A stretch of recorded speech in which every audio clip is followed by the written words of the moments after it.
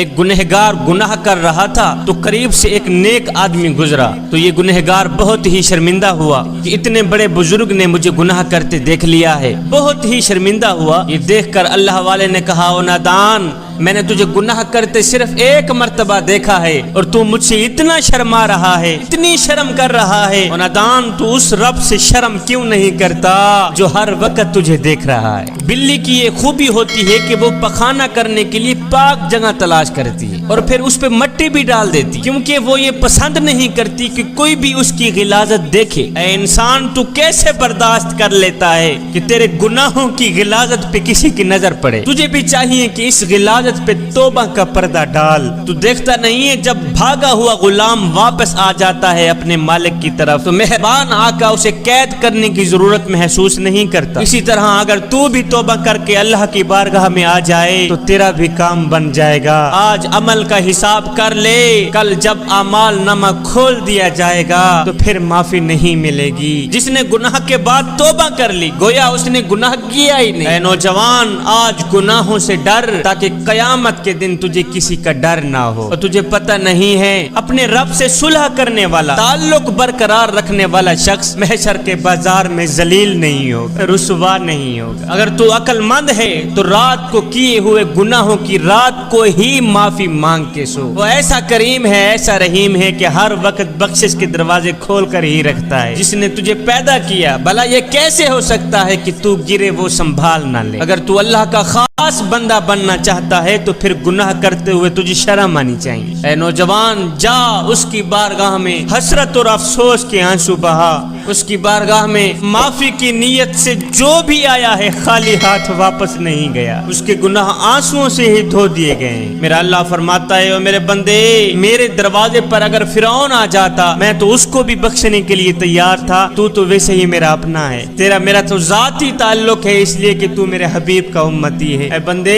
ایک بار تو میری چوکھٹ پہ آ کر تو دیکھ، ایک بار اپنا دامن پھیلا کر تو دیکھ، ایک بار آنکھوں سے آنسو بہا کر تو دیکھ، اور تیری آنکھوں سے نکلا آنسو زمین پہ بعد میں جائے گا، میں تیری بخشش پہلے فرما دوں، تیرے ساتھ میری صلح پہلے ہو جائے۔ بندہ جتنا بھی گنہگار ہو، جتنا بھی بدکار ہو، سیاکار ہو، خطا کار، ڈوبا ہوا ذلت میں ہو، اگر ایک مرتبہ وہ توبہ کر لے، توبہ کرنے کے بعد وہ گنہگار شخص ایسے ہو جاتا ہے جیسے اس نے گناہ کیا ہی نہ ہو، اس طرح پاک ہو جاتا ہے، صاف ہو جاتا ہے۔ اللہ کے ولی حضرت بایزید بسطامی کے شہر بسطام میں کسی کنجری نے آ کے ڈیرا ڈال دیا، کسی طوائف نے آ کے ڈیرا ڈال دیا۔ وہ ناچتی تھی، گاتی تھی، اس نے جوانوں کی زندگی برباد کر رکھی۔ یہ خبر چلتے چلتے حضرت بایزید بسطامی تک گئی۔ کسی نے کہا، حضرت آپ اللہ کے ولی ہیں، آپ کے شہر بسطام میں کسی طوائف نے آ کے ڈیرا ڈال دیا ہے، وہ ناچتی ہے، گاتی ہے، اس نے جوانوں کی زندگی برباد کر رکھی ہے اور آپ خاموش ہو کے بیٹھے۔ حامیہ وہ کیا کرتی ہے؟ کہا ساری رات جوانوں کو اپنے پاس رکھتی ہے، ان کی خواہش پوری کراتی ہے اور پیسے لیتی۔ کہا پھر اس طرح کرو، اس طوائف کے پاس جاؤ، اسے کہو کہ بابا جی کے لیے بھی تیرے پاس کچھ وقت ہے۔ ایک شخص گیا اس طوائف کے پاس، ناچنے والے کے پاس، کہا وہ جو بڈھا بابا نہیں ہے، سفید داڑھی والا بابا، وہ کہتا ہے میرے لیے بھی کچھ تیرے پاس وقت ہے؟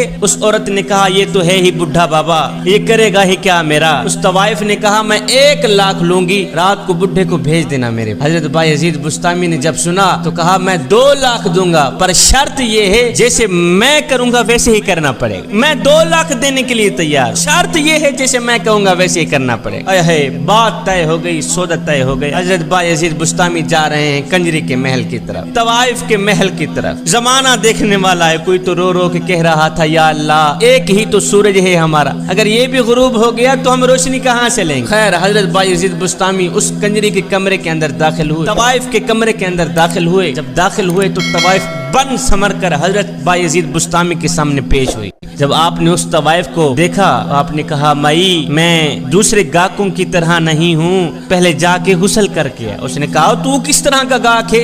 اور پہلے بھی تو گاہک آتے ہیں وہ کہتے ہیں جا کے میک اپ کر کے آ، اور تو واحد گاہک ہے جو کہتا ہے جا کے غسل کر کے آ۔ آپ نے فرمایا میں نے کہا تھا نا 2 لاکھ دوں گا، پر شرط یہی ہے جیسے میں کہوں گا ویسے ہی کرنا پڑے۔ یہ طوائف گئی غسل کر کے، آپ نے فرمایا اب جا کے وضو بھی کر کے، طوائف گئی اب وضو بھی کر کے کے آئی. جب وضو کر کے آئی تو آپ نے فرمایا مائی اب جس طرح میں کروں گا بس ویسے ہی کرتی چلی جانا. حضرت بایزید بستامی نے مصلی بچھایا, پیچھے اس طوائف کو کھڑایا, آپ نے 2 رکعت نماز نفل کی نہیں, اس طوائف نے بھی 2 رکعت نماز نفل کی نہیں تھے. آپ قیام میں کھڑے ہوئے, وہ طوائف بھی قیام میں کھڑی ہوئی. آپ رکوع میں گئے, وہ طوائف بھی رکوع میں گئی. آپ سجدے میں گئے, وہ طوائف بھی سجدے میں گئی. جب آپ سجدے میں گئے تو آپ چیخ کر کہنے لگے, رو کر کہنے لگے, او میرے کریم رب تیری اس بندی کو یہاں تک لے کے آنا میرا کام تھا, آگے اس کی قسمت جگانا تیرا ہی کام.